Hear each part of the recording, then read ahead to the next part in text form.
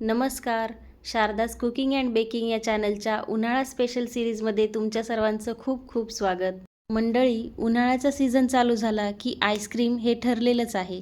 कुठलेही synthetic colour आणि प्रिझर्वेटिव्ज न वापरता अगदी कमी साहित्यात आणि सहज सोप्या पद्धतीने हे चॉकलेट आईस्क्रीम आपल्याला घरीही करता येऊ शकते. चला तर मग आज आपण फक्त एका ओरिओ बिस्किटच्या पॅकेटपासून चॉकलेट आईस्क्रीम तयार करणार आहोत. त्यासाठी मी एक ओरिओ बिस्किट पुडा घेतलेला आहे. त्याचे सर्व क्रीम काढून हे बिस्किट मी आता मिक्सरमध्ये ग्राइंड करून घेणार आहे. बिस्किटची खूप जास्त फाईन पावडर नाही करायची आहे. रवाळ टेक्स्चर येईल इतपतच आपण ते बारीक करून घेणार आहोत. त्यानंतर एका स्टीलच्या भांड्यामध्ये बिस्किटची ही बारीक पावडर, 1 चमचा कॉर्नफ्लोअर आणि 1 चमचा कोको पावडर टाकून हे सर्व मिश्रण आपण एकत्रित करून घेऊया. इथे मी कोको पावडरचा वापर केलेला आहे. तुम्हाला हवं तर तुम्ही रिअल चॉकलेटही यामध्ये घालू शकता. आता या मिश्रणामध्ये थोडं थोडं करून 1 कप दूध घालून घ्यायचं आहे आणि हे पूर्ण मिक्सचर व्यवस्थित मिक्स करायचं आहे. कोको पावडरच्या किंवा बिस्किटचे लम्स यामध्ये राहायला नको, त्यामुळे हे व्यवस्थित मिक्स करून घ्यायचं आहे. दुसऱ्या बाजूला एका पातेल्यामध्ये मोजून 2 कप दूध घेतलेलं आहे आणि अर्धी वाटी साखर घालून आता हे दूध आपण उकळून घेऊया. साखर आणि दूध व्यवस्थित उकळून झाले की लगेचच त्यामध्ये आपण ओरिओ बिस्किट आणि कोको पावडरचं हे मिश्रण या दुधामध्ये घालून घेऊया.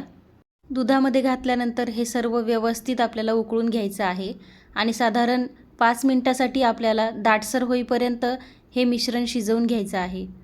1 चमचा कॉर्नफ्लोअर घातल्यामुळे मिश्रण लवकर दाट व्हायला सुरुवात होते. अशा प्रकारे दाटसर कन्सिस्टन्सी झाली की गॅस बंद करून हे मिश्रण आपण थंड करून घेऊया. आईस्क्रीम बनवण्यासाठी आपल्याला व्हिपिंग क्रीमसुद्धा लागणार आहे. इथे मी व्हिपिंग क्रीमच्या ऐवजी व्हिपिंग टॉपिंग यूज केलेलं आहे. 50 ग्राम व्हिपिंग पावडर मी इथे घेत आहे. 50 ग्राम व्हिपिंग पावडरमध्ये अर्धा कप फ्रीजमधलं थंड पाणी टाकायचं आहे. थंड पाणी टाकल्यानंतर हे मिश्रण आपण थोडंसं फेटून घेणार आहोत आणि नंतर हे मिश्रण 15 मिनिटांसाठी आपल्याला फ्रीजमध्ये ठेवून द्यायचं आहे.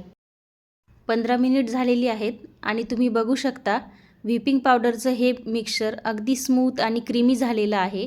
आता ही क्रीम आपण एका मिक्सरच्या भांड्यात ओतून हे मिक्सरमध्ये 2 ते 3 वेळा फिरवून घेऊया, म्हणजे व्हिपिंग क्रीम अगदी दाटसर तयार होईल. इथे तुम्ही बघू शकता अगदी मार्केटसारखीच आपली दाटसर अशी व्हिपिंग क्रीम तयार झालेली आहे. तयार झालेली व्हिपिंग क्रीम चॉकलेटच्या मिश्रणामध्ये घालून संपूर्ण मिश्रण एकत्रितपणे व्यवस्थित असं फेटून घ्यायचं आहे.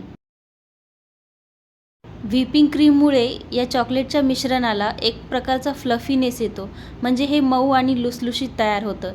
त्यामुळे यामध्ये कुठल्याही प्रकारचं प्रिझर्वेटिव्ह किंवा बेकिंग सोडा टाकायची अजिबात गरज नाही आहे. थोडा वेळ फेटून झाल्यानंतर हे एकत्रित मिश्रण आपण 15 ते 20 मिनिटांसाठी फ्रीजमध्ये ठेवून देणार आहोत. 15 ते 20 मिनिटांनंतर आईस्क्रीमचं हे बॅटर एका मोठ्या मिक्सरच्या भांड्यामध्ये घेऊन संपूर्ण बॅटर आपल्याला मिक्सरमध्ये 2 ते 3 वेळा फिरवून घ्यायचं आहे. मिक्सरमध्ये फिरवल्यामुळे फायनली बॅटर आपलं हलकं असं तयार होतं. त्यामध्ये कुठल्याही प्रकारचे लम्स राहत नाहीत. आता हे संपूर्ण चॉकलेट आईस्क्रीमचं बॅटर एखाद्या काचेच्या किंवा प्लॅस्टिकच्या डब्यामध्ये ओतून घ्यायचं आहे. त्यानंतर मी यामध्ये थोडेसे चॉकलेट चिप्स घालून घेणार आहे. हे चॉकलेट चिप्स मी घरीच तयार केलेले आहेत. तुम्हाला रेसिपी हवी असेल तर डिस्क्रिप्शन बॉक्समध्ये मी लिंक देत आहे, तिथे जाऊन तुम्ही नक्की बघू शकता. आता हा डबा झाकण लावून व्यवस्थित पॅक करून घ्यायचा आहे. आईस्क्रीम सेट होण्यासाठी 12 तासांसाठी किंवा ओव्हरनाईट हा डबा फ्रीझरमध्ये ठेवून द्यायचा आहे. 12 तास झालेले आहेत आणि आता हा डबा मी फ्रीझरमधून बाहेर काढलेला आहे.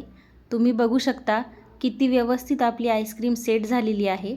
फ्रीझरमधून काढल्यानंतर आईस्क्रीम हार्ड वाटत असेल तर 1 ते 2 मिनिटे झाकण बंद करून डबा तसाच ठेवायचा आहे.